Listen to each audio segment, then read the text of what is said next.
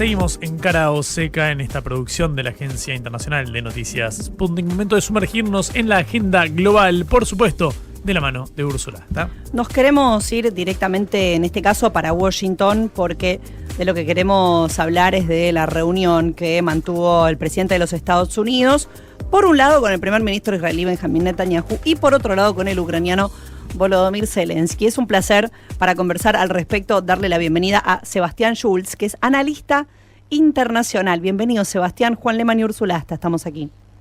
Hola, Úrsula, Juan, ¿cómo están? Un gusto hablar con ustedes. Por favor, el gusto siempre es nuestro. A ver, ¿cuál fue el objetivo de estas reuniones entre Donald Trump y Volodymyr Zelensky por un lado y Donald Trump y Benjamin Netanyahu en Washington?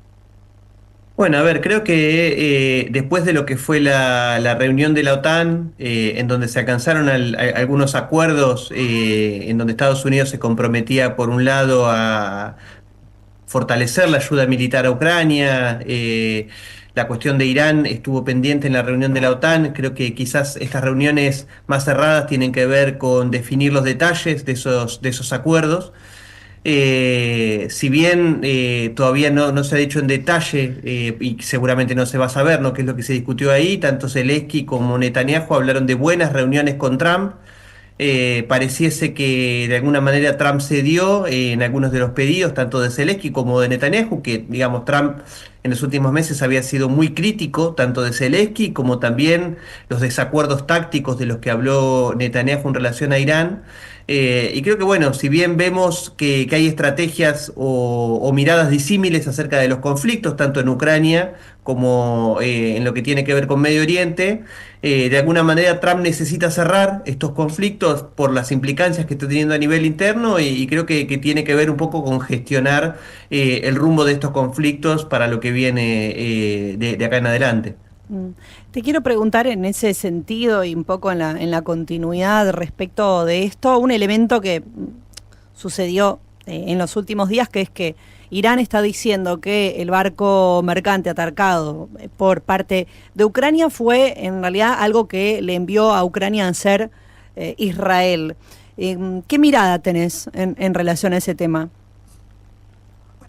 A ver, el desarrollo del conflicto lo que nos muestra es que Irán ha resistido los embates de Estados Unidos y de Israel y hoy se encuentra a la ofensiva o por lo menos con iniciativa en relación al conflicto. Digamos, Estados Unidos no ha podido subordinar a la República Islámica de Irán, ni siquiera asesinando a su máximo líder espiritual.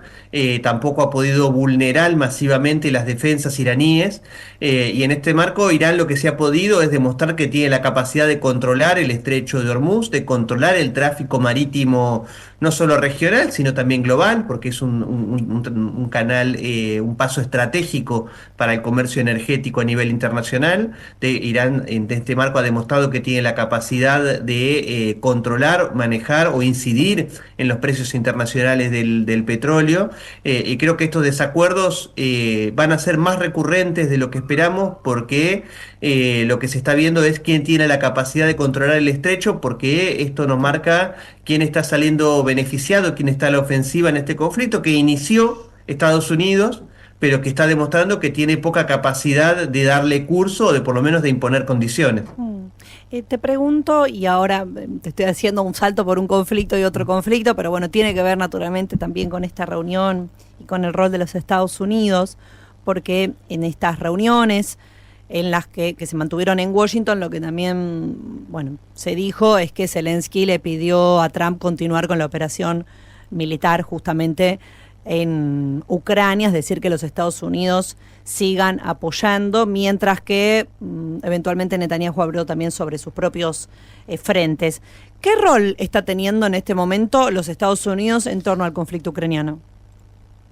Bueno, creo que son momentos, tanto la reunión de la OTAN como esta reunión con Netanyahu, son momentos bisagra, si se quiere, porque, a ver, Trump fue muy crítico de la gestión de Zelensky en el conflicto en Ucrania. Trump asumió diciendo que en 2 semanas iba a cerrar el conflicto, y es algo que no solo no pudo hacer, sino que, digamos, en esta reunión con Netanyahu llegó a decir que no había más misiles para Irán porque estaba destinando todo a Ucrania, ¿no? Claro. Trump se comprometió en la última reunión con Zelensky a aumentar su ayuda militar a Ucrania e incluso a otorgarle las licencias para la fabricación de los misiles Patriot por parte de Ucrania, algo que sabemos que es muy difícil, que eso puede implementarse en el corto plazo por la logística que implica, pero es más que nada una manifestación de apoyo de Trump a Ucrania, algo que incluso contradice un poco la estrategia del primer Trump, en donde él acusó tanto a Joe Biden como a la OTAN de ser los grandes instigadores del conflicto en Ucrania, que había que ceder a las pretensiones de Rusia, porque básicamente Zelensky era el gran responsable de este conflicto, y hoy estamos viendo quizás un Trump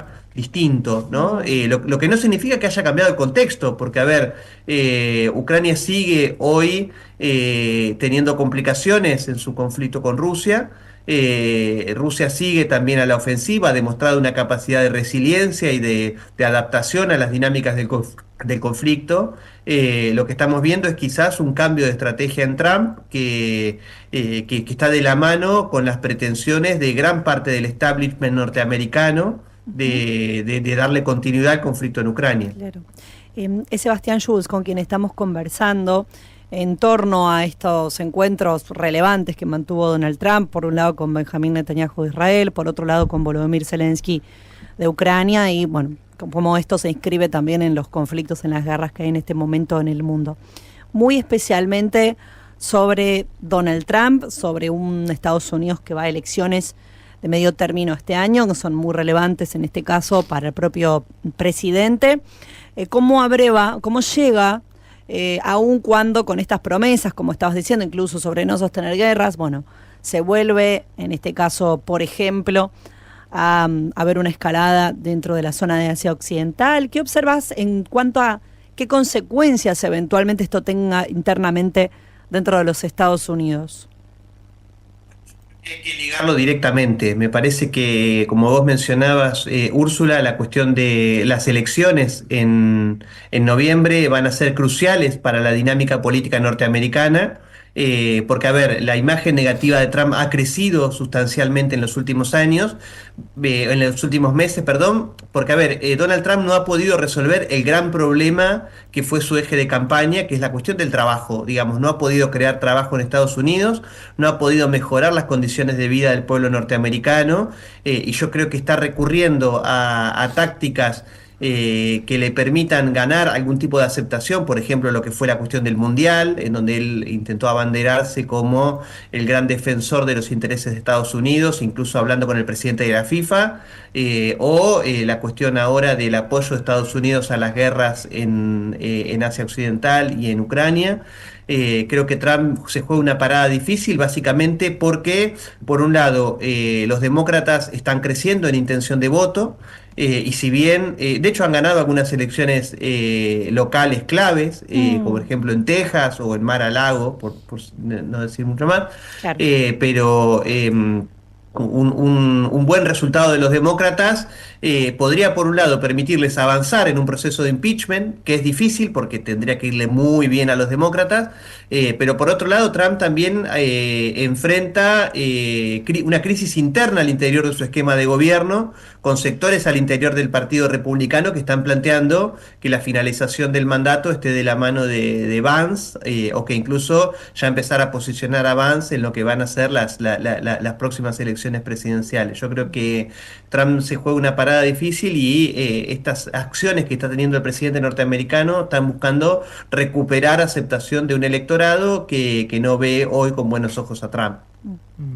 ¿Cómo estás, Sebastián? Juan Lemán te saluda aquí.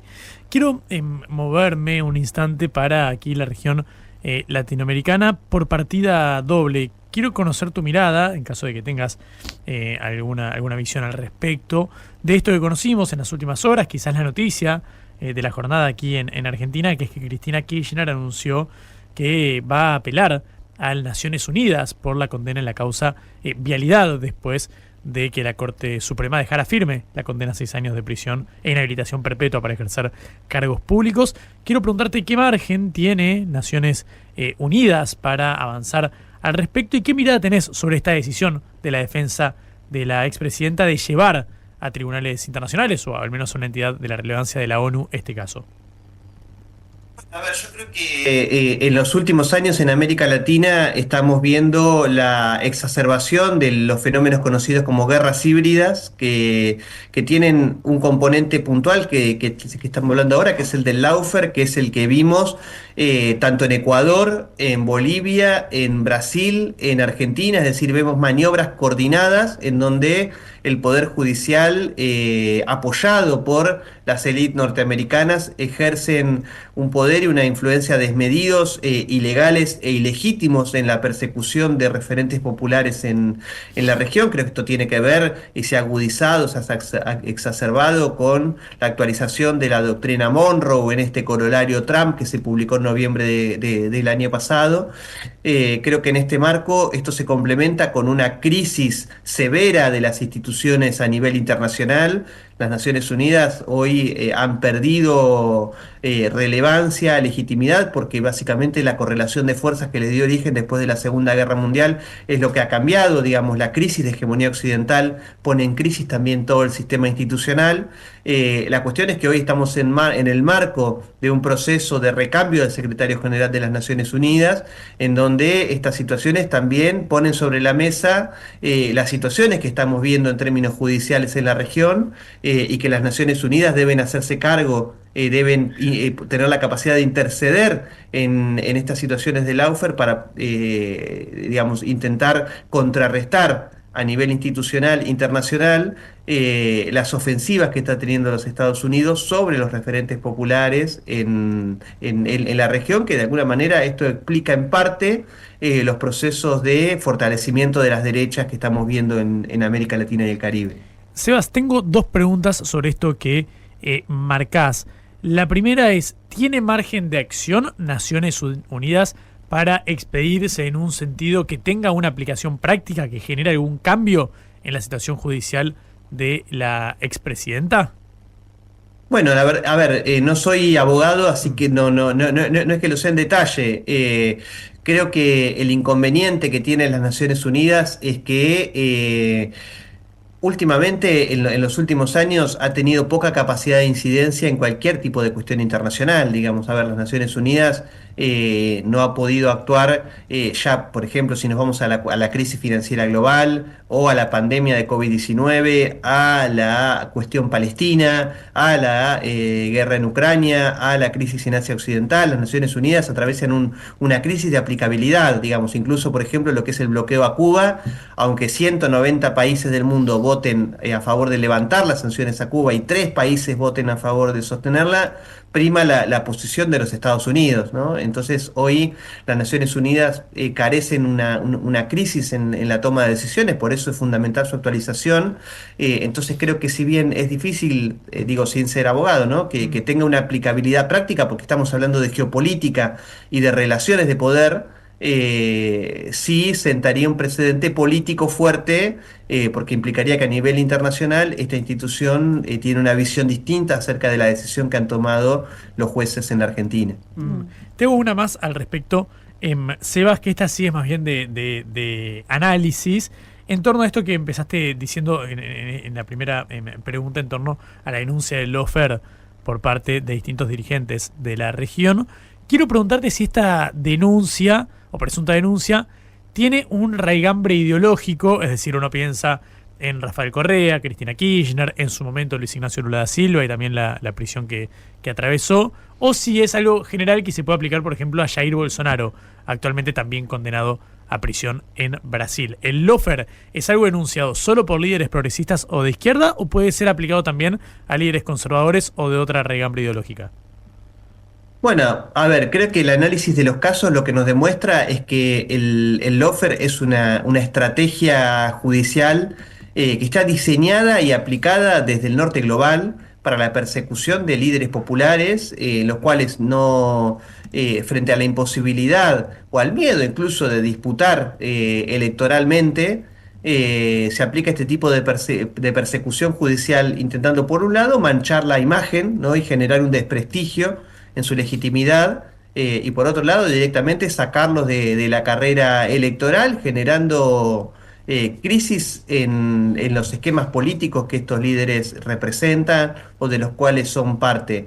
Creo que el diseño del lawfare, el diseño de estas guerras híbridas, están diseñadas justamente contra los sectores del campo popular.